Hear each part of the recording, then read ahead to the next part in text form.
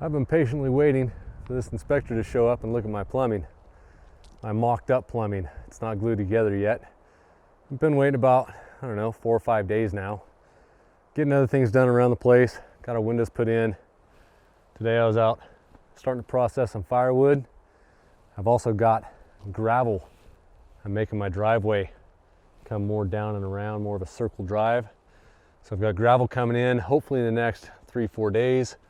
But I had to limb up some of the trees over there where the driveway's gonna go. So the guy comes in with his big dump truck. He's not scratching his nice new dump truck up with the branches on my trees. He doesn't seem to like to scratch up his truck, so I don't blame him. It's a nice looking truck.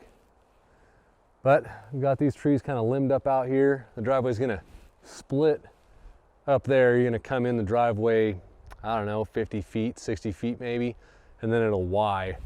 And part of it, if you can see, well, a tree way up there on the side of the gravel. Not this first one on the side of the gravel, but the next one up is where you're gonna go that way. And it's gonna go down and around right by the chipper over there. And gonna come right in to this big open area. We're hoping to get gravel on that before winter, before it gets too soft out here. He's gonna come out with the first load and tell me whether he can dump it out there or not. It's been raining a lot lately, so I don't know. I don't want his dump truck to get stuck. He might just have to dump a load and then I'll move it with my backhoe. But fingers crossed, hoping he can still get his truck out there and dump it as he's going. Makes my life a lot easier. But the inspector came by, in amongst all my chores I'm doing around here. And we went and looked at all the plumbing in the house. And he's saying that it looks okay. He thinks that it's routed correctly and should work just fine. That piece of 2-inch vent tube that I came off the toilet shower up over here, right up there is a 2-inch vent tube. Now that's a toilet and that's a shower. And all of this is connecting together with that vent for the toilet, the vent for the washer, vent for the shower, and then up over here, vent for the sink. So we'll head upstairs and I'll show you what his thoughts were. That's a 2-inch and that's a 2-inch. 2 toilets, a sink, a shower, no, 2 toilets, 2 showers, a sink, and a washing machine. So 6 things with 2 2-inch vents going up there and connecting together in the rafters and then going out. Because I want to keep this a 2-inch going through this wall because a 3-inch barely fits. He says run 2-inch up there, expand it to a 3-inch, and then have that one come up and tie into the 3-inch. So when all of these come together, they're in a 3-inch pipe, and that's what goes out the roof. All this has to be pressurized before it passes inspection. So I've got to get the vent/drain in and glued together and filled full of water to the top of the vents.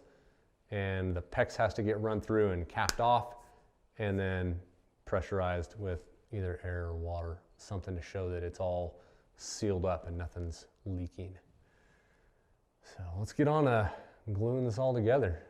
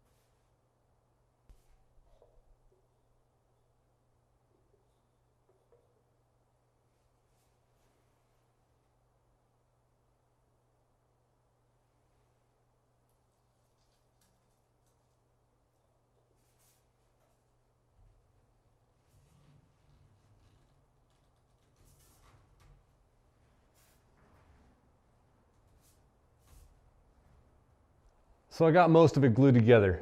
The only pieces I don't have glued together are the pieces I don't want to glue together yet, because I don't have the bathtub set and the drain fully mocked up as far as where the drain's going to go and tie into this 3-inch pipe that comes down right here. I've got a lot of pieces glued together, the pieces that I knew I wouldn't mess up gluing them together. I've got some plaster of Paris to set that bathtub with. Basically, what I've learned online is that you mix up this plaster of Paris stuff, which is kind of like concrete. You mix it up in big globs, you put it underneath where your bathtub's gonna go, and well, I guess you'd have to put marks on the floor where your bathtub's gonna go, so you know when you put your bathtub back in, it's setting where you want it. But then after you've made your marks, you're gonna pull your bathtub out, mix your plaster of Paris up, put it underneath where your bathtub's gonna go, and then set your bathtub on top of that and let it harden up. And that's gonna form to the bottom of your bathtub and set on your floor, so that when you step in your bathtub, it doesn't sag at all. It's just a fiberglass tub, that's what we got. So you don't want it to sag, you don't want it to creak, you don't want it to move around at all. That's the best way I've found to set a bathtub in place. One thing I know I have to do is that little hole I showed you earlier, I've got to make that bigger. I've got to make a big opening. That little hole is where the drain was going to come down, but where the drain comes out of the bottom of the bathtub, you have to make a notch because there's not enough room there. So talking to my plumber friend, he says just cut out a square foot hole and then you have plenty of room to work with. I think a square foot's a little bit too big, so I'm going to see about maybe half a square foot, see if I can do it. If not, I'll cut it bigger. But cut that hole a little bigger, mix with some plaster, and set that bathtub as next. Unfortunately, I can't do that right now because the bags of plaster that I bought are sitting in the back of my wife's Tahoe. And she's not here right now. So I forgot to offload them when we came back from the hardware store the other night. So I'm kind of stuck right now. But I got some firewood to finish processing, so I'm going to get back on that, and I will catch you guys next time. If you like this video, hit that like button. If you want to see more of these videos as they come out, hit the subscribe button and the little bell for notifications. Until next time, guys, go make something.